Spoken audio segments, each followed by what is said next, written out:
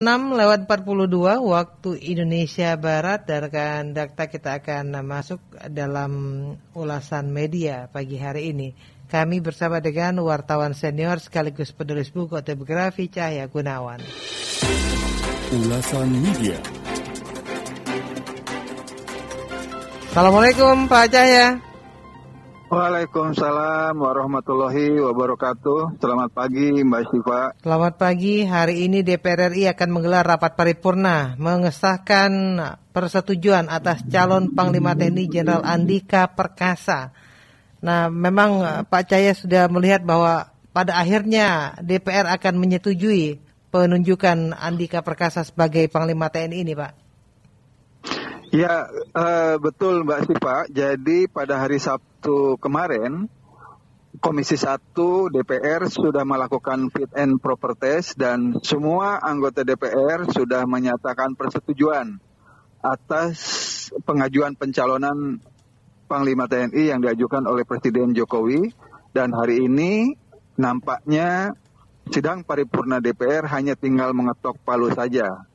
Dan sebenarnya hari ini, hari Senin 8 November 2021 itu bertepatan dengan ulang tahun Panglima TNI Hadi Cahyanto yang akan digantikan oleh Jenderal Andika Perkasa. Dan pada hari ini pas bertepatan dengan memasuki usia pensiunnya Hadi Cahyanto. Jadi memang seharusnya harus gerak cepat supaya tidak menimbulkan celah hukum. Kalau memang pergantian Panglima ini ingin tidak menimbulkan gejolak. Nah, sebenarnya kalau melihat tradisi pergantian Panglima TNI, Mbak Siva, pasca reformasi itu sebenarnya ada pergiliran untuk menjadi Panglima TNI, yaitu giliran dari 3 matra, Angkatan Darat, Laut, dan Udara.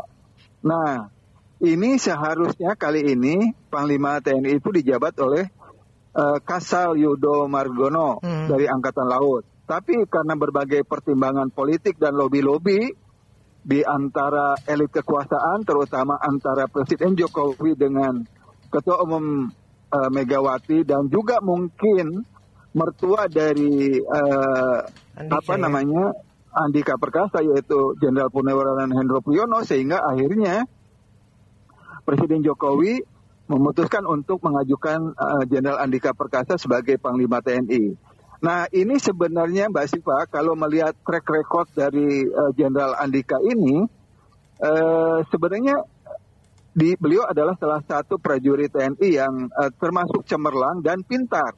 Jadi bukan hanya kariernya, tapi secara akademis beliau itu juga termasuk cemerlang. Beliau meraih juga sarjananya di bidang ekonomi, bahkan masternya di bidang public policy, dan doktor bahkan dari Amerika Serikat. Jadi Jenderal Andika ini memang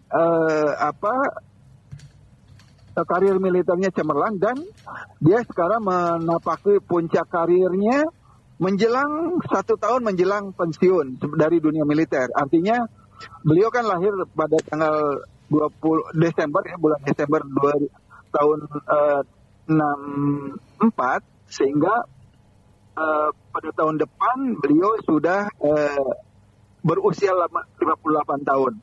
Sehingga praktis sebenarnya Jenderal Andika ini hanya menjabat Panglima TNI selama 1 tahun 1 bulan. Nah, apakah nanti di bulan Desember tahun depan akan diperpanjang atau tidak jabatannya Panglima TNI Jenderal Andika, itu menjadi kewenangan dari Presiden Jokowi. Tapi menurut pengamatan saya, kelihatannya ini adalah kompromi. Karena ini kompromi dari Presiden Jokowi dengan Megawati atau dengan Hendro Priyono untuk membagi posisi jabatan Panglima TNI itu antara Jenderal Andika dengan Yudo Margono. Nah, kelihatannya tahun depan Yudo Margono akan kegiliran untuk menjadi Panglima TNI. Dan Yudo Margono pun, karena beliau lahir tahun 65, dia pun punya sisa waktu untuk 1 tahun untuk menjabat sebagai Panglima TNI. Nah, ini memang jabatan Panglima TNI sekarang ini menjadi krusial karena 2 tahun lagi pada tahun 2004 akan ada perhelatan kontestasi Pilpres 2024.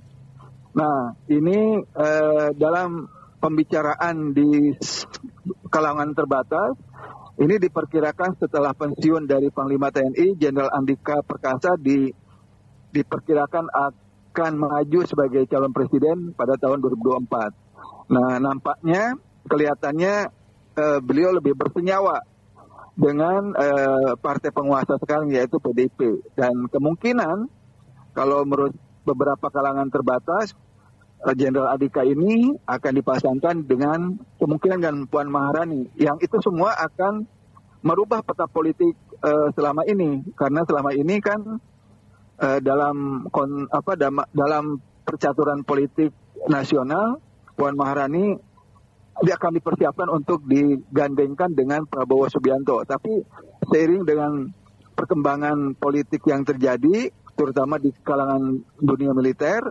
akhirnya kelihatannya Jenderal Andika setelah nanti dia pensiun kemungkinan akan maju sebagai capres berpasangan dengan Puan Maharani. Nah, tapi kembali lagi ke soal posisi Jenderal Andika sebagai Panglima TNI, walaupun banyak pihak mendukung beliau sebagai Panglima TNI, tapi ada 14 lembaga swadaya masyarakat yang menolak beliau menjadi Panglima TNI karena diduga ini bagian dari lobi-lobi politik dari mertuanya, yaitu Hendro Priyono. Nah, saya kira itu perkembangannya tentang Panglima TNI ini, Mbak Civa. Baik, Pak Cahya, kita mengundang pendengar untuk memberikan tanggapan terkait dengan hal ini. Silakan rekan Akta bisa bergabung bersama kami di 8816363 atau WhatsApp di 081511107107. Tadi di tengah pertimbangan politik dan lobi-lobi yang dilakukan, apa yang akan menjadi persoalan penting tugas dari Andika yang baru ini, Pak Cahya?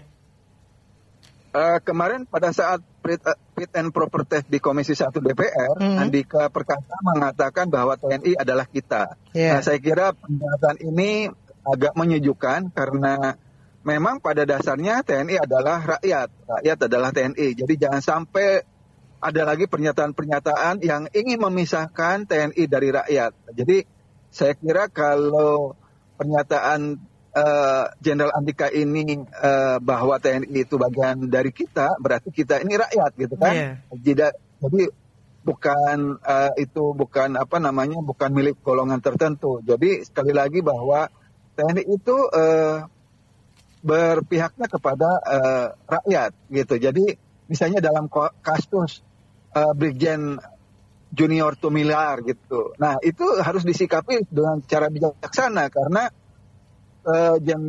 Brigjen Junior Tumilar di Manado dia itu membela Babinsa, membela rakyat itu dalam konteks menjalankan visi Sabta Marga sebagai prajurit yang harus melindungi rakyat. Nah, saya kira hal-hal seperti itu yang harus dijaga oleh TNI, terutama dalam hal ini adalah Panglima TNI Jenderal Andika. Begitu, Mbak Siva. Iya. Nah, terkait dengan hal ini karena kita mengetahui siapa mertua dari Jenderal Andika, lalu juga mungkin lobi-lobi yang terus dilakukan. Bagaimana netralitas TNI ke depan, Pak Cahya?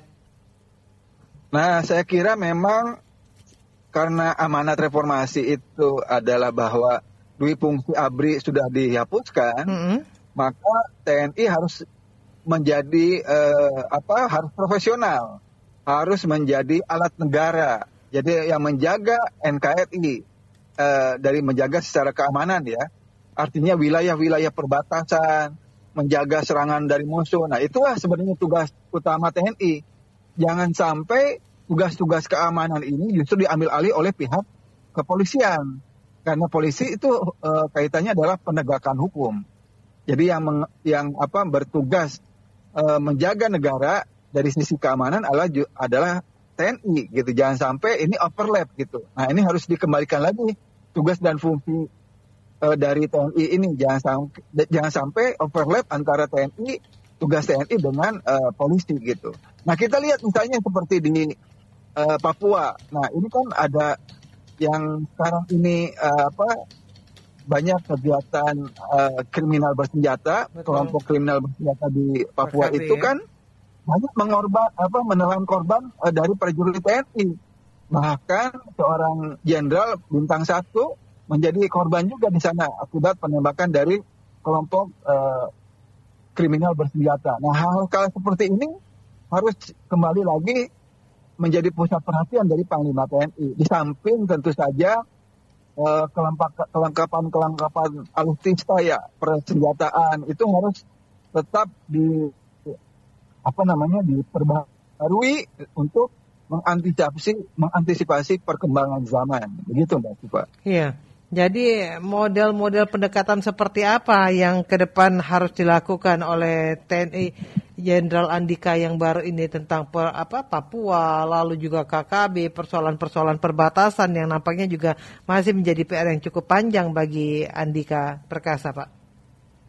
Ya, saya kira kalau sisa waktu 1 tahun 1 bulan tidak cukup juga ya bagi Jenderal Andika untuk melakukan konsolidasi organisasi di lingkungan TNI, lalu melengkapi, memperbaharui, melakukan penyesuaian terhadap persenjataan dan